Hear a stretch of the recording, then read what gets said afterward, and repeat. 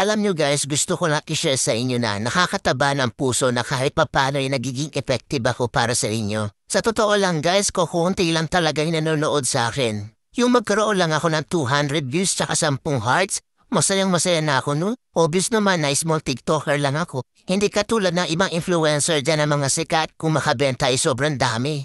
Pero ako guys, kahit ganyan lang yan no, ang saya-saya, promise. Kahit ganyan lang guys, feeling ko hindi ako napanghihinaan ng loob. Kumbaga, tuloy-tuloy lang, enjoy lang sa TikTok. Sana naman sa mga mahilig mag-check out dyan, sana lang ma-appreciate nyo din kami mga small TikToker na gumagawa ng mga original content. Hayaan nyo na yung mga influencer, mayayaman na yun. Yung tipong sila naka-iPhone 14, yung mga video camera nila, gaganda.